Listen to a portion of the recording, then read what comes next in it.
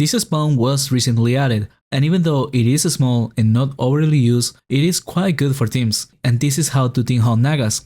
This spawn is located in Marapur, and in order to get access to the Marapur island, you need to do a few missions on the Within the Tides quest. It will take around 15 minutes to get access to it, and then after that, you can travel with the flying carpets. Because the spawn itself doesn't need any special access, just head to the west side of the island, and there is a stairs to the spawn around here, and another entrance through a water vortex, but that one puts you in the middle of the spawn with no return back. As for the creatures you find here, there is 3 of them, mainly Naga warriors, followed by maracas and lastly archers. The damage distribution of the EK is mainly physical with death and life drain, and on the mages it will be mainly death, because the monsters do a chain attack that is of death damage, and for offense they are weak to holy, earth and energy damage, so using thunderstorms or stone showers is the same. Additionally, it's necessary to bring 3 wall runes, and some magic walls could help as well. And with that said, let's start with the lab. On the entrance of the spawn you will do a pull. This is only done when entering the spawn. Other than that, it's not part of the lab, but it does get lured, because you will be coming from the second floor, and from the middle the EK goes to the northeast and the paladin goes southeast and lures from there, then bringing it all back to the middle while the mages are behind 3 walls. For this pull, it's important to stand at a distance as a shooter if you are struggling, because getting near the 3 wall will make the chain attack bounce to you. The paladin can stand on top of the 3 wall spot, and the druid could hold mass rest one behind, but that is dangerous for sure.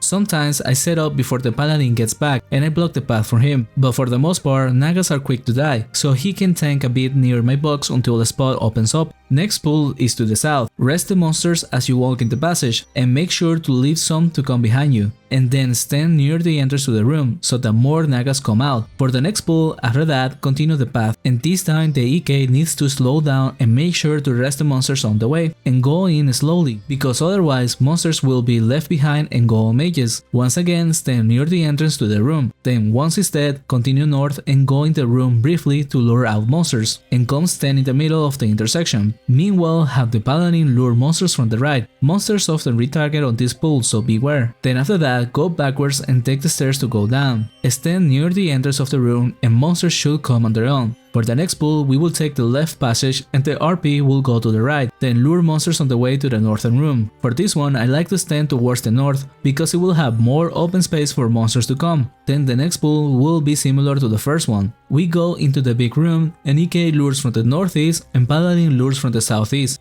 For this one, mages can chase around and shoot runes as we do the lures to do more damage, and then go towards the middle while shooters go behind the 3 walls. Same as before, the RP could have his spot into the trap blocked by monsters, but most of the times they will be low enough to die and make room for the paladin. With that, just take the stairs back up and the lap is completed. Just repeat the first pull. If you want to improve the experience a bit, you can leave the loot behind for the next lap. Since it is short and quick, there is no risk of bodies degrading and losing loot, and regardless, the loot is barely enough to cover supplies. There is hardly any profit to be made in this spawn, and keep in mind our hunt happened a while back. Since then, they have gotten an 8% loot nerf. For whatever reason, CISO thought it was too good or something, so it might even be close to be waste rather than covering supplies, making the spawn just about experience, which for us, hunting like this, we were making around the 3.7kk raw XP. With a bit more levels or better characters, the experience will cap at around the 4.2kk before overkill starts to happen. We personally used this spawn quite a bit. Not only it was a new thing for us at the time, but it's challenging enough to be fun and it wasn't as contested as other alternatives, which if you want to know what alternative spawns there is, check out this playlist for more options. Thank you for watching, and a special thanks to Tuna Hero, 9star and Dordo Slasher for their support.